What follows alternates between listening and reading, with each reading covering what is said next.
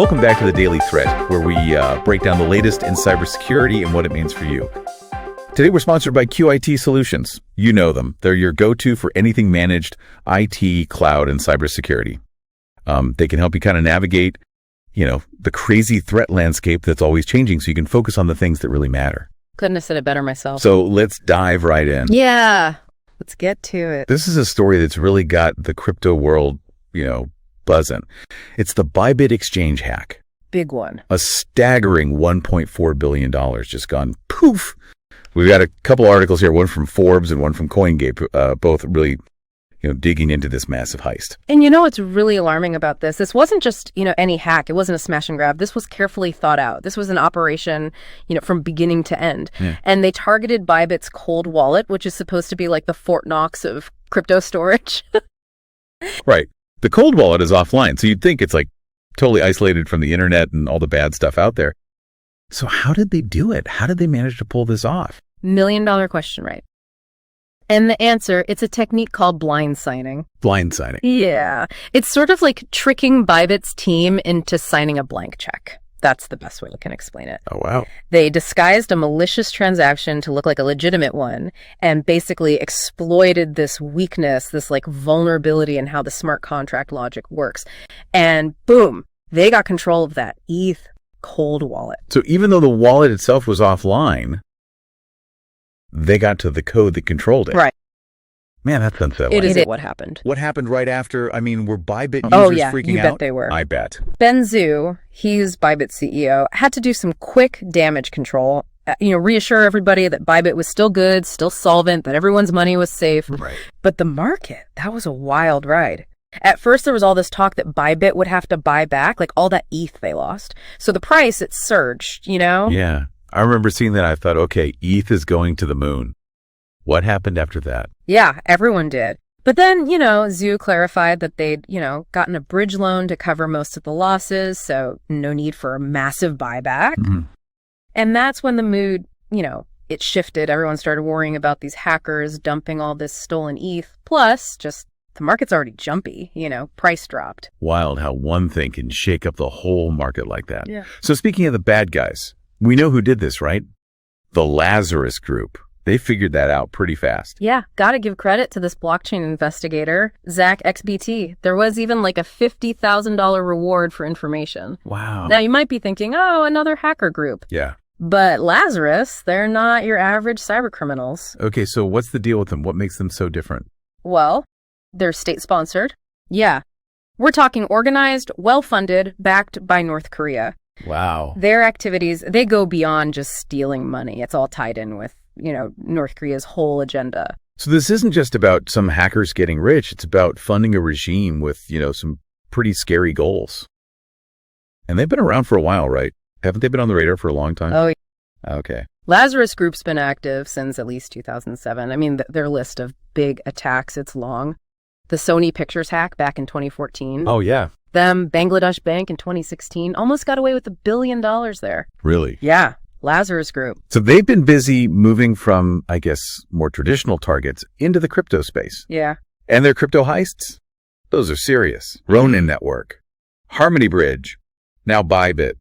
Billions just gone. Billions, yeah. And what's scary is a big chunk of that money, it's thought to go straight to North Korea's missile program. So this is way bigger than just cybercrime. We're talking a country using stolen crypto to potentially build weapons of mass destruction. Exactly. That's why understanding them, their tactics, it's crucial. It's not just about protecting your crypto. It's about global security, This is some seriously scary stuff. But, got to stay informed so we can protect ourselves. And speaking of protection, that's where QIT Solutions comes in, right? They can help us navigate these dangerous waters. Absolutely. So stick with us. We'll be diving deeper into how the Lazarus Group operates and what all this means for the future of crypto security. Don't forget to hit that like button and subscribe for more deep dives into the world of cyber threats. Yeah, stay tuned. Welcome back to the Daily Threat. Before we get back to, the Lazarus Group, I just wanted to mention that today's episode is brought to you by QIT Solutions. They're the people to talk to about managed IT, cloud security, all that cybersecurity strategy. They got you covered. For sure. Now, where were we? Yeah. The Lazarus Group and how scarily effective they are. You know what's interesting? the Bybit hack was almost a classic, like a textbook example of how they work. Sophisticated, bold, super effective. Yeah, and it really shows you how vulnerable even the systems that are supposed to be the most secure really are. The fact that they got into a cold wallet, I mean, that's supposed to be offline storage. That shows you how good these guys are. Okay, so break it down for us, for our listeners. What did they actually do in this Bybit hack? What weaknesses were they able to, exploit? Well, they used this thing called blind signing to basically trick Bybit into authorizing a bad transaction, a malicious one. They were able to mess with the smart contract logic, that's the code, that controls the cold wallet, all without Bybit knowing. So even though the cold wallet was offline, the code that controlled it was still exposed. That's kind of scary when you think about it. Yeah, it really is. And it shows you how important it is to have really good security audits, all the time, even for systems that are supposedly offline. Always got to be checking, So they get away with, what, $1.4 billion in ETH? Yeah. What happens then? How do they clean that money? Make it untraceable? Oh, that's where they're really good at money laundering. They use a whole bunch of techniques, like they'll split the funds up into a ton of wallets. They'll use DeFi platforms. They'll use these things called mixers to hide the transaction history. Okay, hold on. For our listeners who maybe aren't that familiar with DeFi and mixers, can you give a quick explanation? How are they used for money laundering? Sure.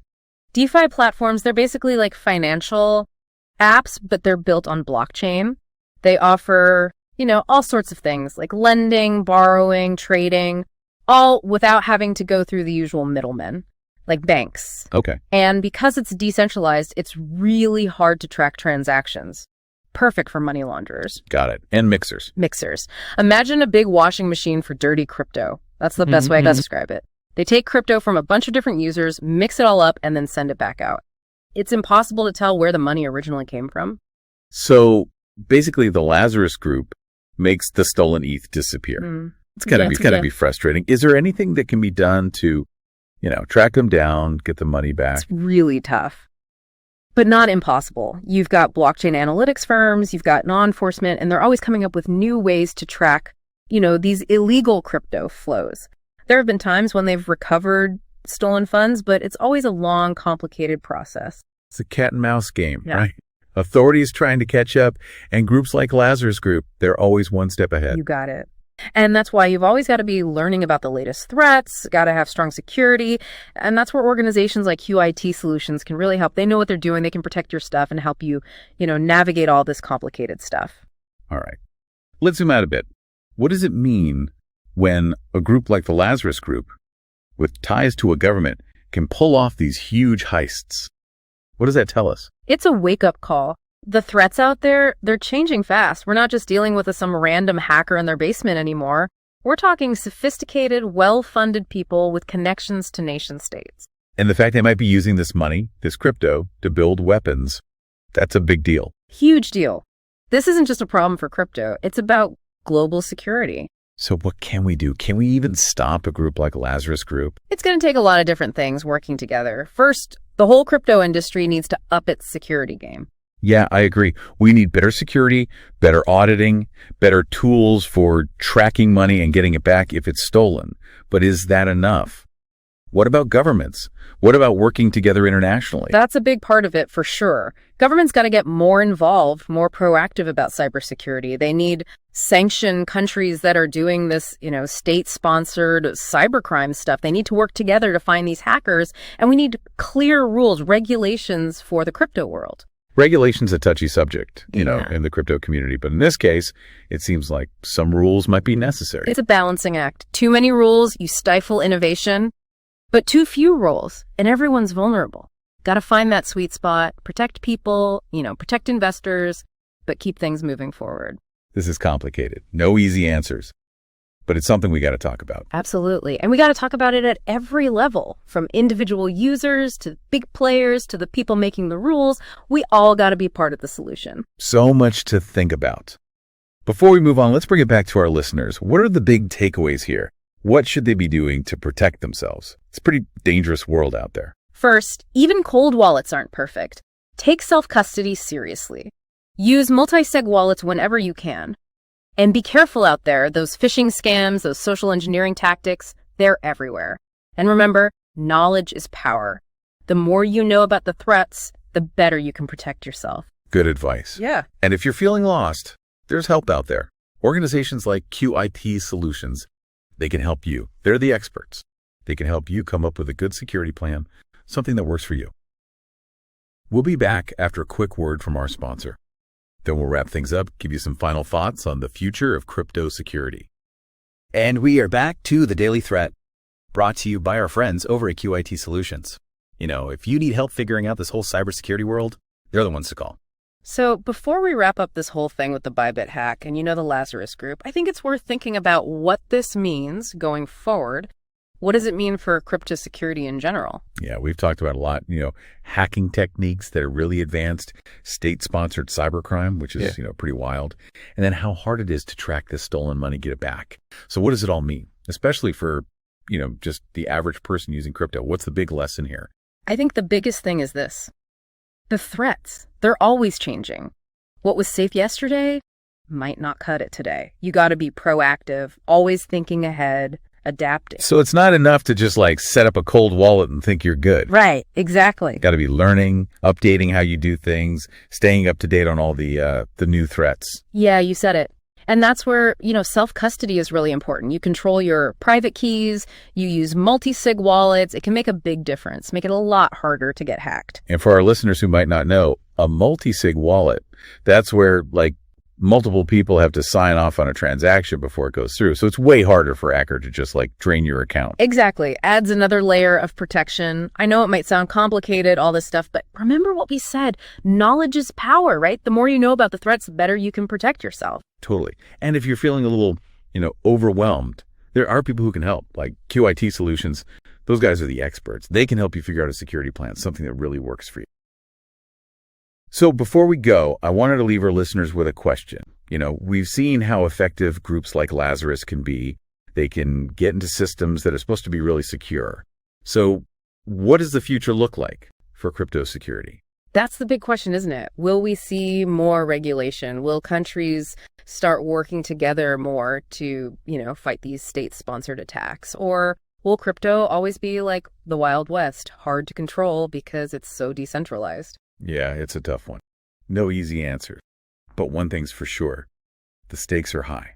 How we handle these security challenges, that can determine the future of crypto. And that's all the time we have for today's episode of The Daily Threat. Thanks for joining us for this, deep dive into Bybit, the Lazarus Group, all that. Hit that like button, subscribe for more deep dives. We're always covering what's new in cybersecurity. Stay safe out there. Stay informed.